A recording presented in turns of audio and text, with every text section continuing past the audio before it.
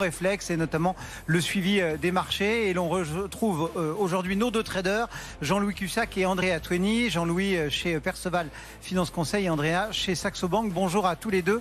Romain Daubry chez Bourse Direct et Jean-Louis Cussac.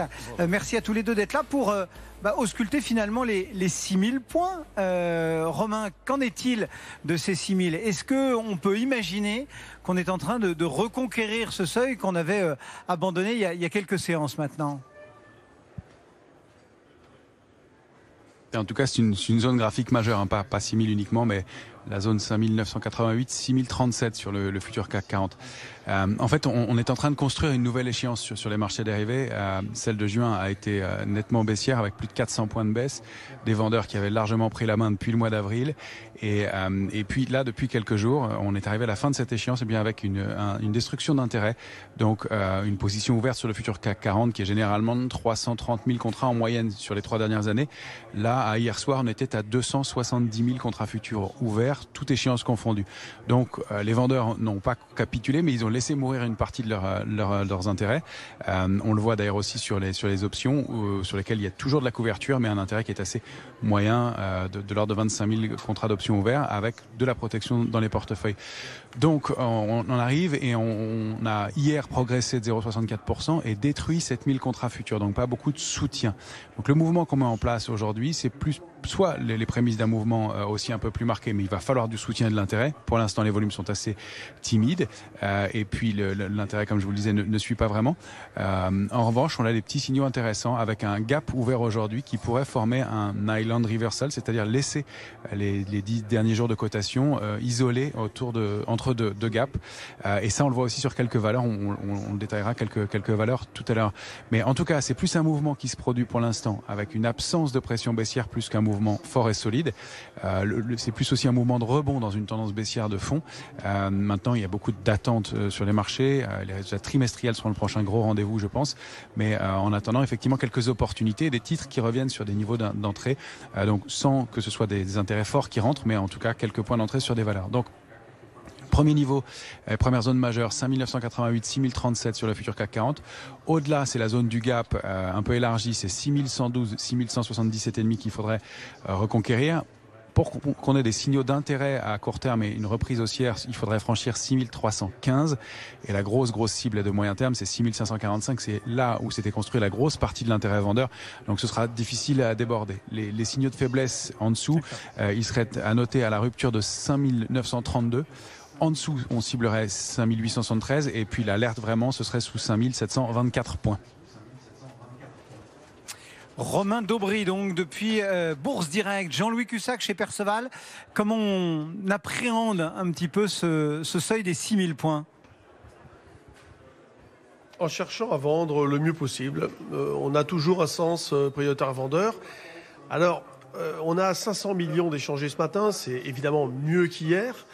Mais à noter la forte baisse de la volatilité implicite. Hier, on était autour de 25,5. Là, on est à 23 à peu près. Il n'y a pas grand-chose de changé. C'est incroyable. Il y a une baisse des pressions techniques après l'échéance parce qu'il n'y a pas de conviction. Donc, si vous voulez, le marché, c'est pas que les pressions techniques sont énormes, mais c'est que les autres pressions, les intérêts de fond sont inexistants. Et en fait, il n'y a rien en face des mouvements qui se mettent en place et qui sont, si vous voulez, amplifiés par par exemple, les arbitrages, les gestions de delta, etc. Et quand les gens sont confrontés à ces mouvements comme celui de ce matin, qui est quand même une reprise technique importante, ils surréagissent, donc ils vont dans le sens de l'augmentation, de l'amplification du mouvement, et surtout, ils interprètent mal ces mouvements parce que je pense qu'ils n'imaginent pas qu'il n'y a rien d'autre que des phénomènes soit de spéculation, soit d'arbitrage, etc. Et on ne peut pas en déduire quoi que ce soit de ces mouvements. C'est vrai qu'aujourd'hui, on a des valeurs quand même en retard qui se reprennent bien. LVMH avait un très beau comportement parce qu'elle était au plus bas, mais elle ne cassait pas ces derniers plus bas.